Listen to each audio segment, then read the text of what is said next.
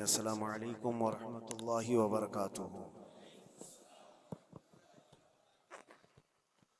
الحمد للہ وکفا وسلام علی حبیبہ المصطفى اما بعد فاعوذ باللہ من الشیطان الرجیم بسم اللہ الرحمن الرحیم لن ینال اللہ لحومها ولا دماؤها ولكن يناله التقوى منكم صدق اللہ مولانا العظیم۔ بارگاہ رسالت معاب صلی اللہ علیہ وسلم میں درود پاک کا ہدیہ پیش کریں۔ اللہم صلی علی سیدنا و مولانا محمد معدن الجود والکرم وآلہ واصحابہ الکرام وابنہ الکریم وبارک وسلم صلاة دائمة سرمدا ابدا۔ مسلمانوں کے لیے اللہ عز و جل کی طرف سے دو عیدیں دی گئی ہیں، ایک رمضان المبارکہ کے روزے مکمل ہونے کے بعد اور دوسرے ذی الحجہ کی 10ویں کو، عشرہ ذی الحجہ جس کو ہم عید الاضحیٰ کہتے ہیں اور اردو میں بقرہ عید، عید قربان کے نام سے جانتے ہیں۔ یہ دو عیدیں اللہ تبارک و تعالیٰ کی طرف سے مسلمانوں کو دی گئی ہیں۔ ان عیدوں کے دنوں میں روزہ رکھنا بھی جائز نہیں ہے، خوشیوں کے دن۔ اور یہ جو ایام چل رہے ہیں پہلی ذی الحجہ سے لے کر 10ویں ذی الحجہ تک، اس کا ذکر تو اللہ تعالیٰ نے قرآن میں یوں فرمایا والفجر ولیال عشر، فجر کی قسم اور 10 راتوں کی قسم۔ اور وہ 10 راتیں کون سی ہیں؟ پہلی ذی الحجہ سے لے کر 10ویں ذی الحجہ تک کی رات، یہ 10 راتیں اتنی عظمت والی ہیں کہ اللہ خود ان کی قسم فرما رہا ہے، اللہ ان کی قسم یاد فرما رہا ہے۔ اور ان ایام میں جو اعمال کیے جاتے ہیں اللہ کی بارگاہ میں مقبول ہوتے ہیں۔ یہ حرمت والے مہینوں میں سے ایک مہینہ ہے۔ زمانے جاہلیت میں بھی ان مہینوں میں جنگ و جدال نہیں کیا جاتا تھا۔ کوئی بھی جنگ چل بھی رہی ہو تو یہ مہینے آتے تو جنگ روک دی جاتی تھی، کیونکہ یہ حرمت والے مہینے ہیں۔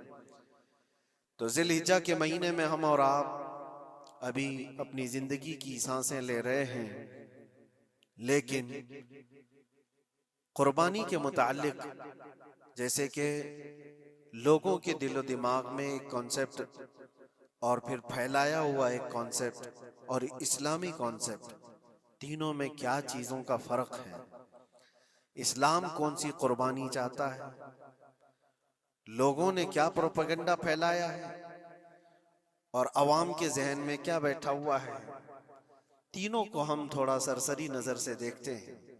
سب سے پہلی چیز تو یہ ہے، اسلام جس قربانی کی بات کر رہا ہے، قرآن میں اللہ فرماتا ہے لن ینال اللہ لحومها ولا دماؤها، نہ تمہارا گوشت نہ تمہارا بہایا ہوا خون اللہ تک پہنچتا ہے، وَلَكِنْ يَنَالُهُ التَّقْوَى مِنْكُمْ، بلکہ اس کے پیچھے جو تمہارا تقوی ہے وہ اللہ تک پہنچتا ہے۔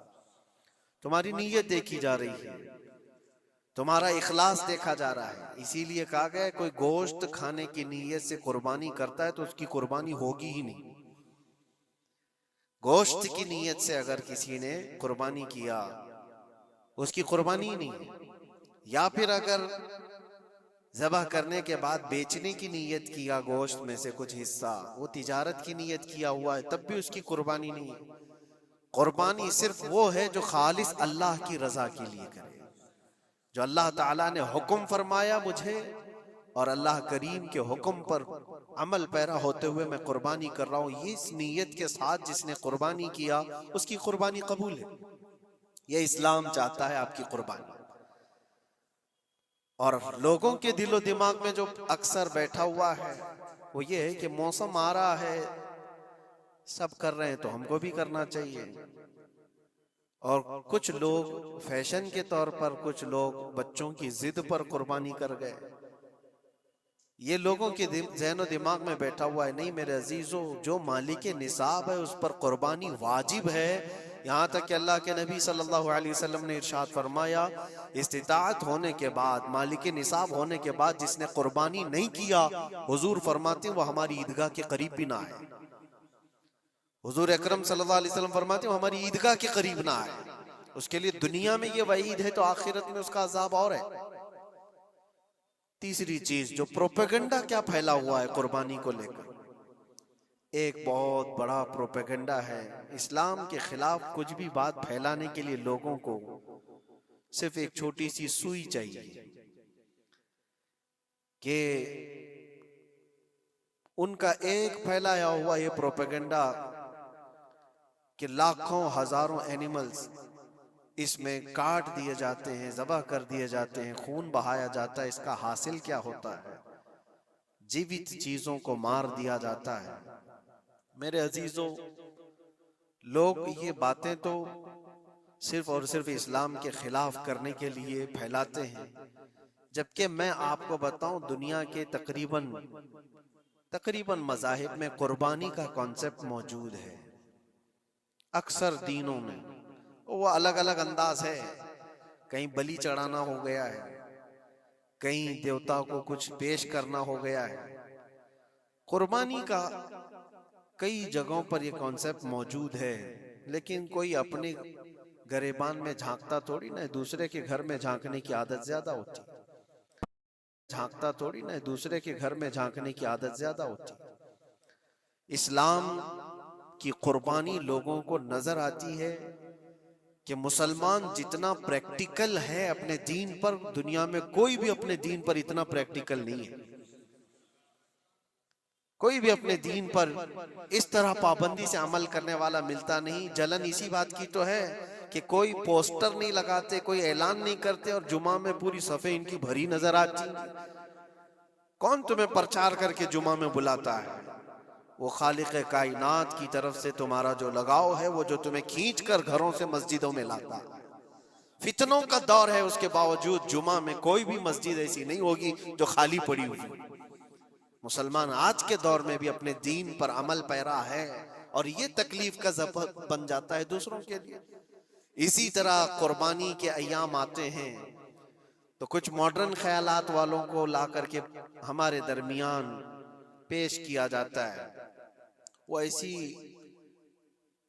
میٹھی میٹھی باتوں کے ذریعے سے تمہیں لبھانے کی کوشش کریں، اتنے پیسے خرچہ کرنے کے، 40,000 کا 50,000 کا بکرا لینے سے بہتر ہے کسی غریب کو مدد کر دیا جائے، کسی کا گھر بنا دیا جائے، کسی کا راشن پہنچا دیا جائے۔ میاں وہ سال بھر ہم کرتے ہیں الحمدللہ، قربانی کے دنوں میں ہی کیوں؟ اللہ کے نبی صلی اللہ تعالیٰ علیہ وسلم کی حدیث سن، حضور پاک صلی اللہ تعالیٰ علیہ وسلم فرماتے ہیں قربانی کے دن، یعنی ذی الحجہ کی 10، 11 اور 12، یہ 3 دنوں کے اندر حضور فرماتے ہیں کوئی عمل دنیا میں قربانی سے زیادہ اہمیت اللہ کے نزدیک نہیں رکھتا، کوئی عمل اللہ کو اس سے زیادہ پیارا نہیں ہے قربانی۔ اور ایک بات میں آپ کو بتاؤں، لوگ ہمیں ظالم کی شکل میں پیش کرتے ہیں کہ کاٹ دیتے ہیں، ذبح کر دیتے ہیں۔ ہم اپنی مرضی سے اگر کاٹیں، اپنی خواہش کے لیے کاٹیں تو حرام ہے، اور جس نے خود جان ڈالا ہے اس کے حکم پر کاٹیں تو یہ حرام نہیں ہے، یہ اس کے حکم کی فرمان برداری ہے۔ ایک بات یاد رکھو، جانور تو یہ بکرا ہو، بھینس ہو، اونٹ ہو، جن کی قربانیاں ہوتی ہیں یہ الگ، جو مچھلی کھاتے ہیں اس میں بھی اگر کوئی انٹرٹینمنٹ کے لیے شکار کرتا ہے کہ اپنی تفریح قلب کے لیے، تو اس مچھلی کا شکار کرنا بھی حرام ہے۔ ہاں، کھانے کی نیت ہے، تجارت کی نیت ہے، تو مقصد کے تحت اگر مچھلی پکڑ رہا ہے تو اس کے لیے جائز ہے۔ اسلام یوں ہی کسی چیز کی جان لینا اور خون بہانے کا حکم نہیں دیتا، اللہ تبارک و تعالیٰ کا حکم ہے، اور اس نے کائنات کو جس انداز سے بنایا ہے، ان جانوروں کو اللہ تعالیٰ نے ہمارے کھانے کے لیے بنایا ہے، جس کی وجہ سے یہ قربان کیے جاتے ہیں۔ اور اگر میں کہتا ہوں سارے جانوروں کی قربانی بند کر کے دیکھ لو، پھر جانور ہی رہیں گے، تمہارا رہنا مشکل ہو جائے گا۔ اسلام کی یہ قربانیاں تو سال میں ایک مرتبہ ہوتی ہیں نا، جو ایک دن کی جاتی ہیں، 10ویں ذی الحجہ سے 12ویں کو۔ اگر نوجوانوں میں ایک دعوت دیتا ہوں، جاؤ، آج تو AI کا زمانہ ہے، کچھ بھی پوچھو تو لا کر کے تمہارے سامنے رکھ دے گا سارا ڈیٹا، ذرا یہ بھی ڈیٹا نکال کر کے دیکھ لو کہ سال بھر میں KFC میں کتنی چکن ذبح ہوتے ہیں پوری دنیا بھر میں پر ڈے. میکڈونلڈ صرف چکن ہی نہیں بیچتا، گائے کا گوشت بھی بیچتا ہے پوری دنیا بھر میں، جس کو یہاں پر بھی بہت سینے سے لگا کر کے رکھے گئے ہیں. پوری دنیا بھر میں ان کا استقبال ہے، کیونکہ امریکن کمپنیاں ہیں، باپ دادا کی کمپنیاں ہیں، ان کو کوئی آنکھ نہیں دکھا سکتا. اور انٹرنیٹ کے ڈیٹا کے حساب سے پر ڈے 68,000 گائے تو میکڈونلڈ ذبح کرتا ہے. پر ڈے کی بات کر رہا ہوں، سال بھر کی نہیں. سال بھر ان کا ڈیٹا بہت زیادہ ہے، ملینز میں ہے، اور 1 بلین سے زیادہ چکن وہاں پر بھی قربان ہوتی ہیں جو فرائیڈ چکن کھاتے ہیں. یہ تو ایک کمپنی کی بات کر رہا ہوں، ایسی بہت ساری کمپنیاں ہیں. تو کبھی کسی نے یہ اعتراض کیا کہ یہ کمپنیاں اتنے جانوروں کو ذبح کرتی؟ نہیں، بقرعید کے دن سب کے سینگ نظر آتے ہیں، جانوروں کی محبت امڑ امڑ کر کے آتی ہے. سال بھر جو قربان ہو رہے ہیں، کبھی کسی نے آبجیکشن نہیں کیا کہ یہ سارے آؤٹ لیٹس بند کیوں نہیں کر دیے جاتے، یہ ساری دکانیں کیوں نہیں بند کر دی جاتی جو سال بھر ذبح کر رہے ہیں. ہاں، ہو سکتا ہے میکڈونلڈ یہاں نہیں ذبح کرتا گائے کو، کیونکہ یہاں پتہ ہے حالات صحیح نہیں ہیں، لیکن دوسری جگہ پر جا کر دیکھیں، سب جگہ پر بیف آسانی سے ان کے ہاں ملتا ہے. میں یہ باتیں صرف اور صرف یہ اس لیے کہہ رہا ہوں، پھیلایا ہوا پروپیگنڈا کیا ہے. جانوروں سے محبت یہ سکھائیں گے ہمیں. اللہ کے نبی صلی اللہ تعالی علیہ وسلم فرماتے ہیں، بنی اسرائیل کی ایک خاتون کو میں نے جہنم میں دیکھا. کس بنیاد پر؟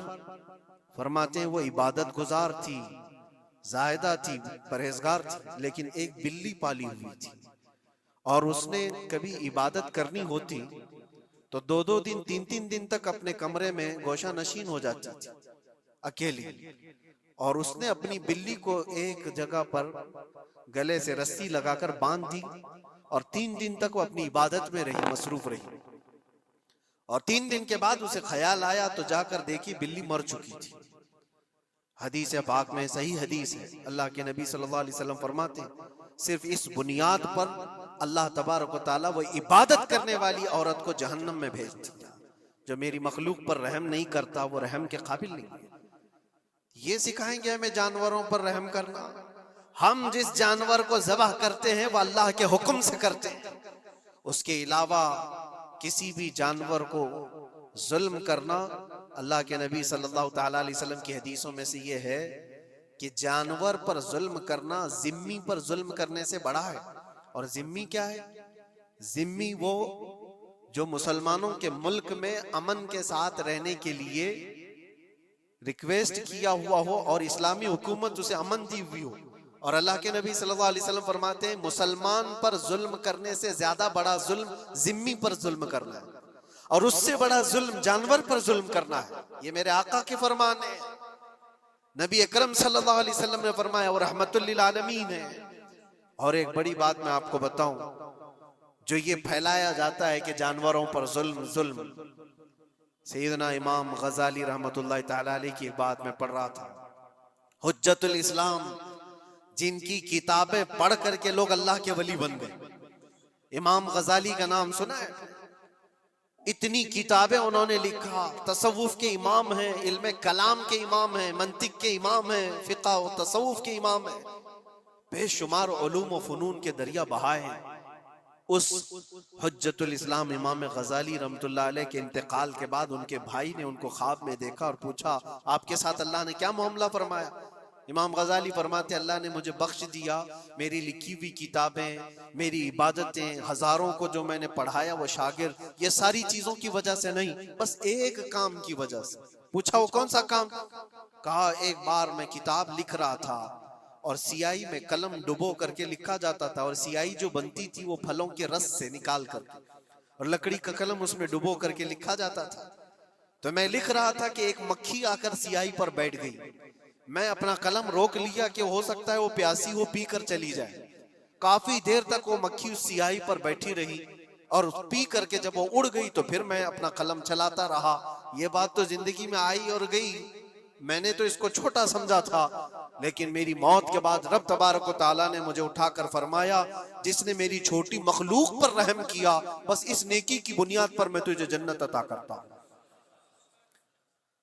ایک جانور پر رحم کرنے کی بنیاد پر، ایک جانور پر رحم کرنے کی بنیاد پر، اور حدیث پاک میں، صحیح حدیث پاک میں یہ بھی ہے، ایک طوائف تھی جس نے مرتے ہوئے کتے کو بچایا تھا پانی پلا کر، اور اس بنیاد پر اس کی بخشش ہو گئی۔ طوائف تھی اور رحم کیا جانور پر تو اس کی بخشش ہو گئی۔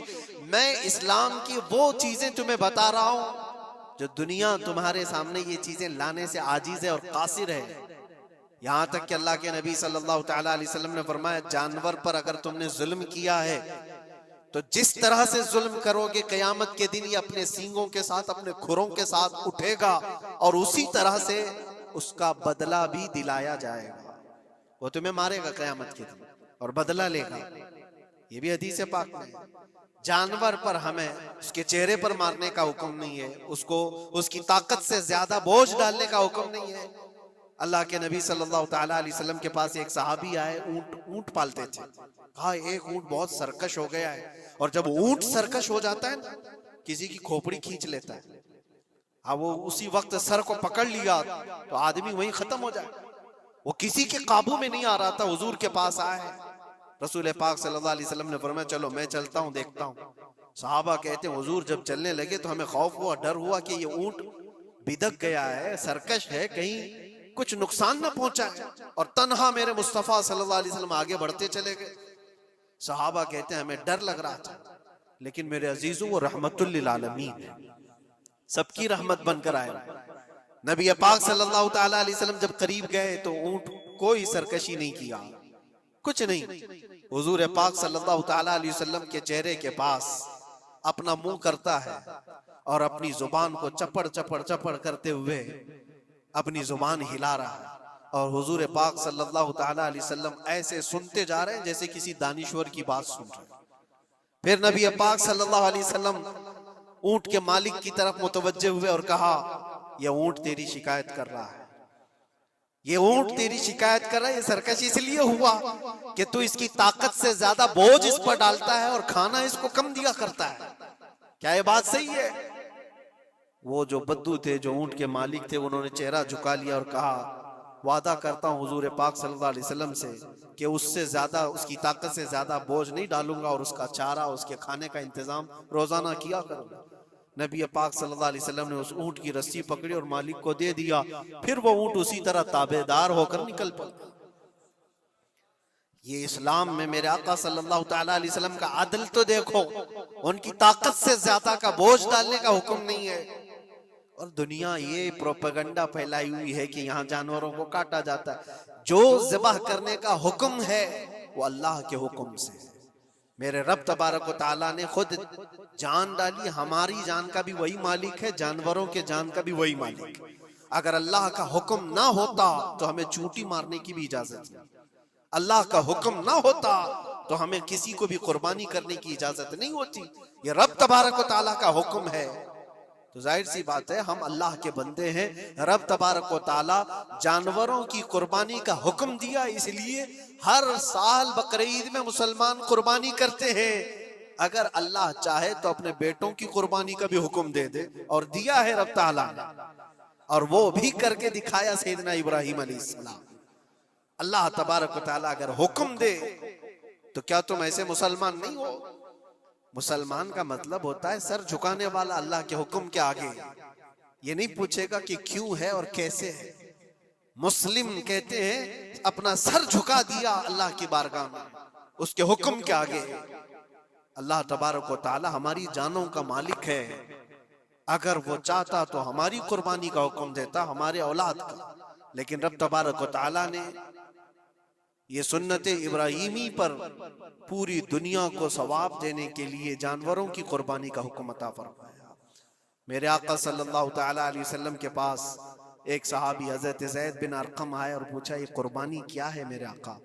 حضور اکرم صلی اللہ علیہ وسلم نے فرمایا جس جانور کی کی قربانی کرو گے اس کے ہر بال کے بدلے تمہیں اللہ ایک نیکی عطا فرمائے گا۔ جتنے اس کے جسم میں بال ہوں گے ہر بال کے بدلے اللہ تمہیں ایک نیکی عطا فرمائے گا۔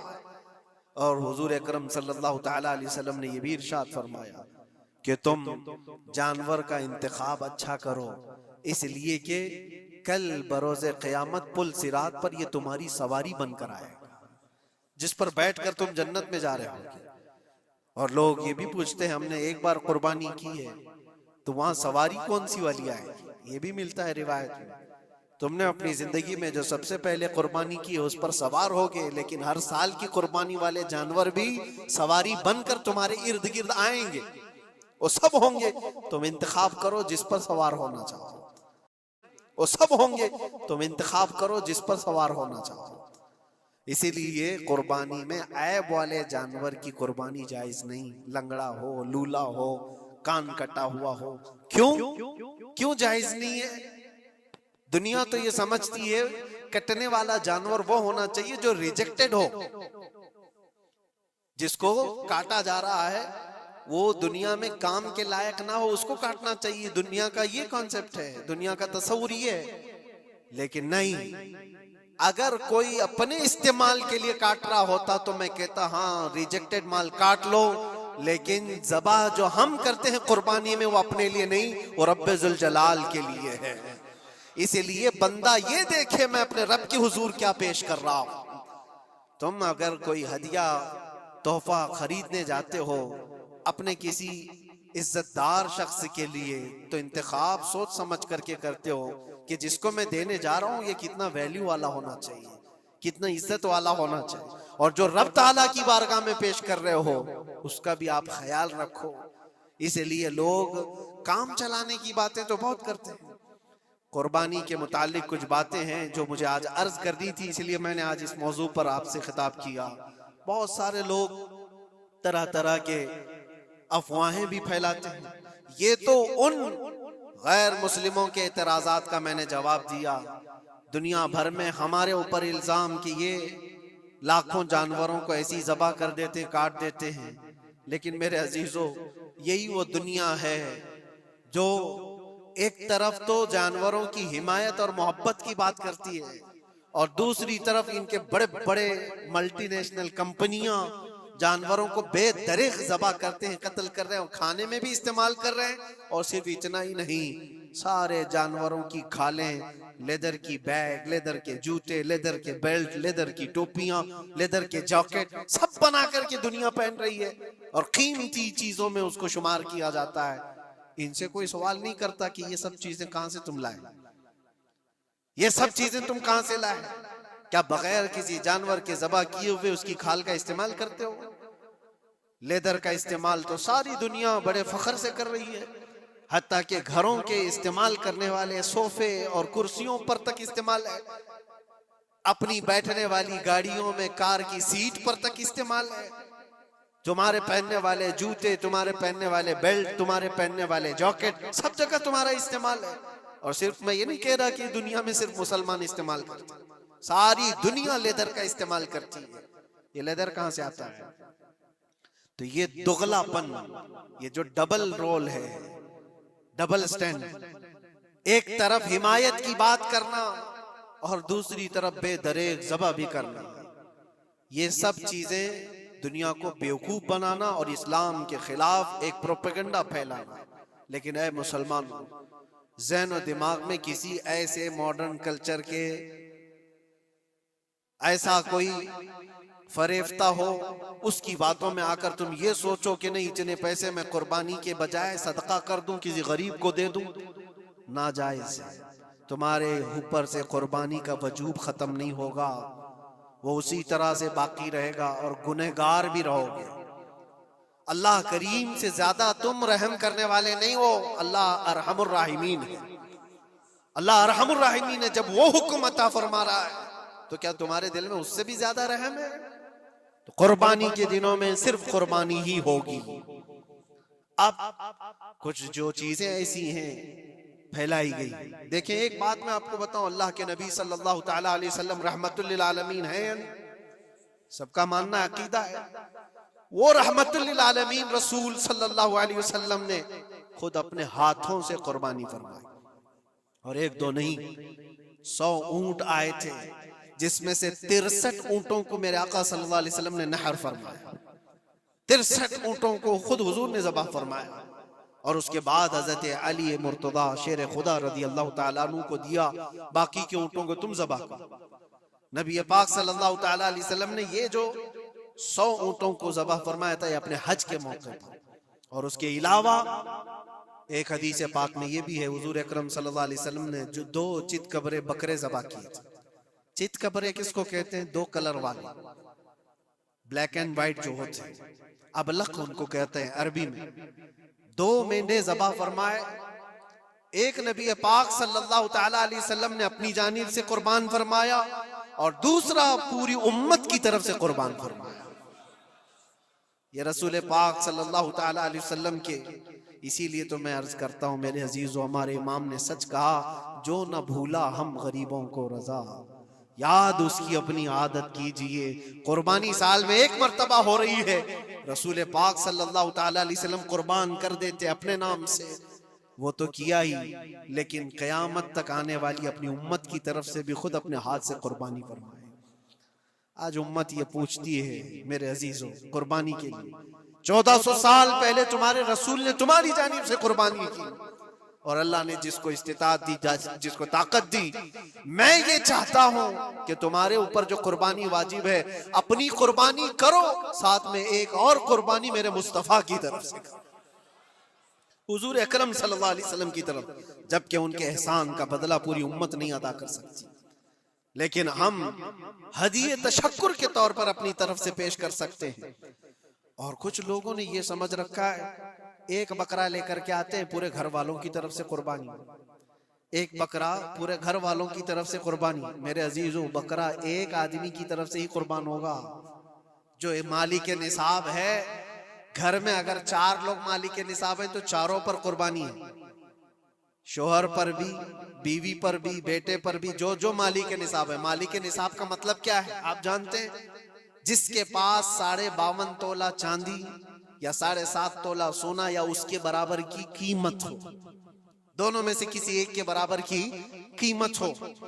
اس زمانے میں آپ کیلکولیٹ کر لو 52.5 تولہ چاندی کی قیمت کیا ہو سکتی ہے۔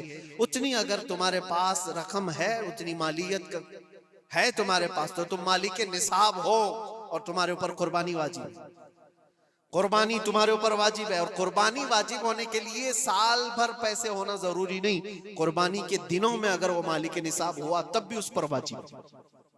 زکوٰۃ کا حکم الگ ہے، قربانی کا حکم الگ ہے، اور پورے گھر کی طرف سے ایک بکرا قربان کیا تو کسی کا بھی نہیں ہوا۔ اگر 4 لوگ گھر میں رہتے تھے اور چاروں کی طرف سے ایک بکرا ذبح کیا اور چاروں کا نام لیا گیا ہے تو کسی کے نام سے قربانی نہیں ہوئی، کیونکہ پرٹیکولر ایک ہی کی طرف سے قربانی ہو سکتی ہے۔ ہاں، بڑے جانور میں 7 حصے ہو سکتے ہیں، وہ اونٹ ہوا یا بیل بھینس، یہ جو بڑے جانور ہیں ان جانوروں میں 7 حصے ہو سکتے ہیں، اور ان میں شریک ہونا جائز ہے۔ لیکن 7 لوگ جو شریک ہو رہے ہیں ان کے لیے بھی شرط ہے، کوئی ایک بندہ بھی اس میں غلط عقیدے والا بھی نہ ہو اور گوشت کی نیت سے شریک نہ ہوا ہو، بلکہ سب قربانی کی نیت سے آئے ہوں تو سب کی قربانی ہوگی۔ یہ خیال بھی رہے، ضروری ہے۔ اب حالات ایسے آ گئے کہ سب کے لیے ایک بکرا لینا اگر طاقت کے بھر نہیں ہے، استطاعت نہیں ہے، تو وہ بڑے جانور میں حصہ لے سکتے ہیں جہاں پر یہ قربانیاں ہو رہی ہیں، شریک ہو سکتے ہیں۔ کچھ لوگوں نے یہ پروپیگنڈا بھی پھیلایا ہے ہمارے درمیان میں سے کہ بڑے کی قربانیاں جو ہوتی ہیں اجتماعی قربانیاں، یہ جائز نہیں ہے، آدمی کو اپنی قربانی کے وقت سامنے ہونا ضروری ہے۔ ایسی باتیں پھیلائی گئی ہیں۔ میں آپ کو حدیث پاک سناتا ہوں۔ اللہ کے نبی صلی اللہ تعالیٰ علیہ وسلم نے ارشاد فرمایا حضرت فاطمہ سے، کہا ہے فاطمہ اپنی قربانی کے وقت سامنے رہو، قربانی کے خون کا قطرہ زمین پر گرنے سے پہلے اللہ تعالیٰ تمہارے پچھلے سارے گناہ معاف فرمائے گا۔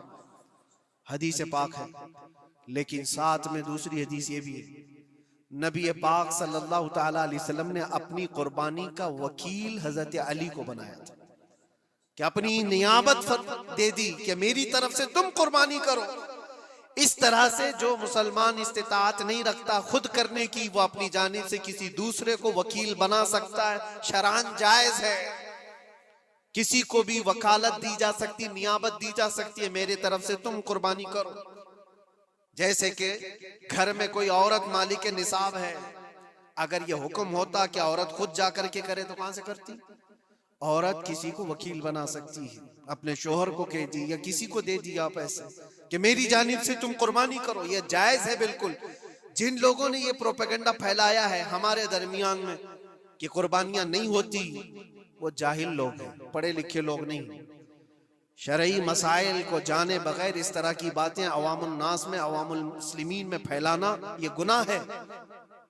ہاں اس بات کو یاد رکھیں، جو وکیل ہے قربانی کا اس کے اوپر ذمہ داری ہے کہ وہ جتنے لوگوں کی قربانی کر رہا ہے جانور شریعت کے مطابق کا لے، عیب دار جانور کی قربانی نہ کرے، لاغر ہو، کمزور ہو، سینگ ٹوٹا ہوا ہو، کان کٹا ہوا ہو، پیر کٹا ہوا ہو، دم کٹی ہوئی ہو، یا اتنا کمزور کہ چل نہیں سکتا، کھڑا نہیں ہو سکتا، ایسا عیب دار جانور نہ لے۔ یہ وکیل کی ذمہ داری ہے جو سب کی طرف سے قربانی کر رہا ہے۔ اور دوسری چیز، عیب کس کو کہتے ہیں؟ عیب کس کو؟ کان میں اگر سوراخ ہے تو وہ مکروہ ہے لیکن قربانی ہے اس کی۔ ہاں سینگ اگر بچپن اس کے پیدائشی نہیں آئے تھے تو جائز ہے اس کی قربانی، آئے تھے اور ٹوٹ گئے تو اس کی مقدار بتائی گئی ہے، 1/3 حصہ اگر ٹوٹا ہے تو اس وقت تک جائز ہے، اس سے زیادہ جڑ سے ٹوٹے ہوئے ہیں تو قربانی جائز نہیں۔ کوئی پیر پورا کٹا ہوا ہے، دم پوری کٹی ہوئی، یہ عیب میں آتا ہے۔ عیب دار جانور کی قربانی جائز نہیں، یہ وکیل کرے گا، نہیں کرے گا تو وہ گنہگار ہے۔ لیکن اس کا مطلب یہ نہیں ہوتا کہ اجتماعی قربانی جائز ہی نہیں، جائز ہی نہیں۔ ایسی باتیں کیوں پھیلائی جاتی ہیں؟ حدیث پاک میں ملتا ہے کہ نیابت اور دوسرے کو وکالت دینا جائز ہے۔ اب کچھ لوگ یہ بھی پھیلاتے ہیں کہ قربانی کے جو حصے لیے جاتے ہیں، گوشت دیا جائے تو اس کی قیمت الگ ہوتی ہے، گوشت نہ لو تو اس کی قیمت الگ ہوتی ہے، یہ سب پھیلی ہوئی چیزیں ہیں۔ اس کا ریزن بھی پتہ کرنا چاہیے، ایسی بغیر علم کے بات کرنے سے۔ 4000 5000 روپے کا ایک حصہ آتا ہے اگر شہر میں کوئی بڑا جانور ذبح کرے، کیونکہ مہنگا ملتا ہے بیل، اور باہر جب جا کر کے کوئی ذبح کر رہا ہے تو وہی ایک حصہ 1500 روپے میں 2000 میں ہو جاتا ہے۔ تو کچھ لوگوں کو یہ غلط فہمی پھیلائی جاتی ہے کہ یہ لوگ کرتے ہی نہیں ہیں اور ایسی پیسے وصولتے ہیں، ایسا نہیں۔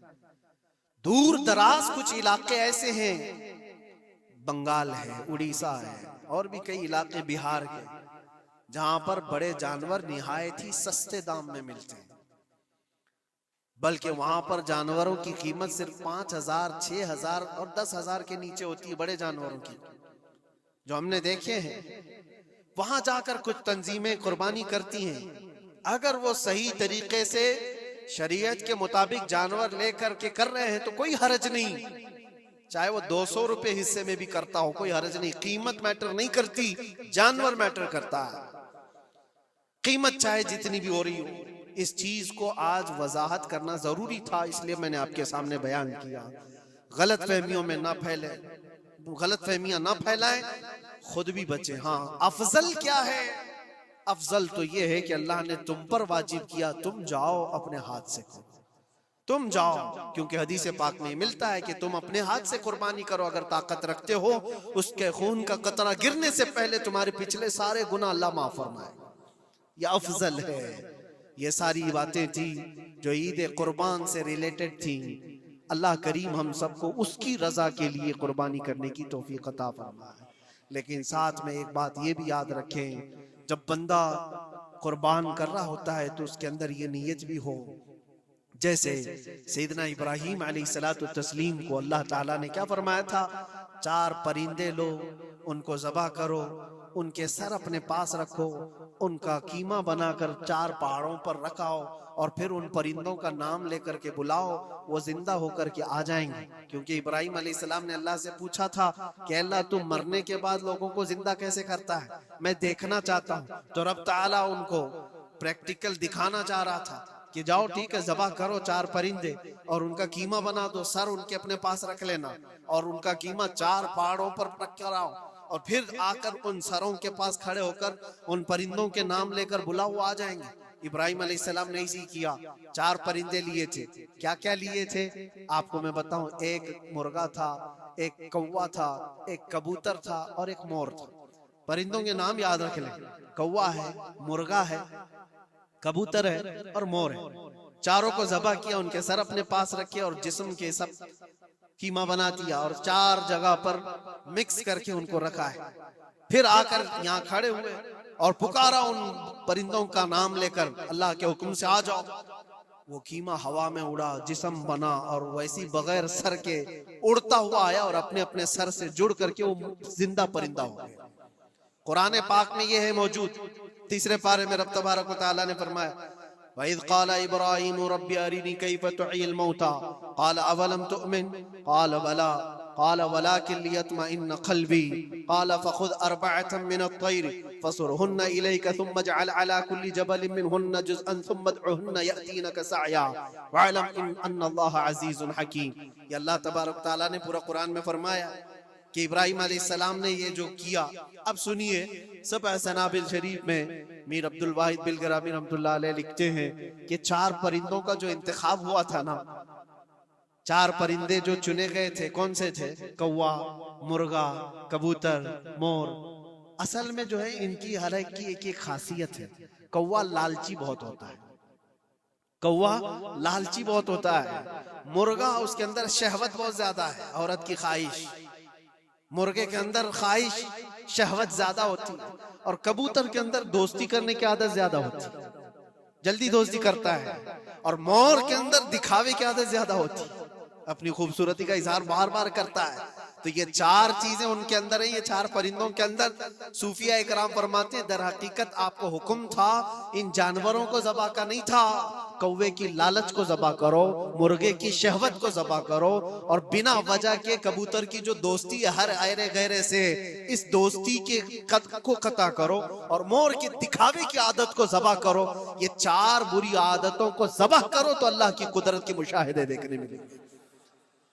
در حقیقت وہاں پر صوفیہ اکرام فرماتے ہیں، اور یہی بات ہے کہ شیطان کو جب کنکریاں مارنے کے لیے حجاج جاتے ہیں، وہ تو ایک پلر ہے جس کو کنکریاں مارتے ہیں، وہاں ایک پلر ہے، اس پلر کو کنکریاں مار کر کے آتے ہیں۔ لیکن میرے عزیزو، تصور یہ ہونی چاہیے زندگی بھر جو شیطان مجھے بہکاتا ہے میں اس کو کنکریاں مار رہا ہوں۔ اگر تمہاری نیت صالح ہوئی اور کنکری لگ گئی تو یقیناً زندگی بھر شیطان کی شرارتوں سے محفوظ ہو جاؤ۔ تم نے اپنے شیطان کو زخمی کر دیا، اسی لیے جس کا حج قبول ہو جاتا ہے اس کی کنکری وہاں سے اٹھا لی جاتی، ورنہ تو 40 لاکھ لوگ 70 کنکریاں مار کر کے آئیں تو پہاڑ بن جانا چاہیے، لیکن کوئی پہاڑ نہیں ہوتا وہاں کنکریوں کا، جا کر دیکھیں، نہ ہی اس کو اٹھایا جا رہا ہے۔ لیکن حدیث پاک میں جس حاجی کا حج قبول ہوتا ہے اس کی کنکریاں اٹھا لی جاتی ہیں، وہ شیطان کو لگ چکی ہے۔ تو نیت کا دار و مدار ہے، اسی لیے سب سے پہلے میں نے آیت یہی پڑھی، رب تعالیٰ فرماتا لن ینال اللہ لحومها ولا دماؤها ولکن ینالہ التقوی منکم، ہرگز تمہارا گوشت، تمہارا بہایا خون اللہ تک نہیں پہنچتا، بلکہ اس کے پیچھے جو تمہاری خالص نیت ہے، جو تقوی ہے، وہ اللہ تک پہنچتا ہے۔ قربانیوں میں یہ نیت کرو کہ رب تبارک و تعالیٰ میں اپنی ساری خواہشات کو ذبح کر رہا ہوں، مولا مجھے بری خواہشات سے زندگی پر محفوظ فرما دے۔ وآخر دعوانا ان الحمدللہ رب العالمین۔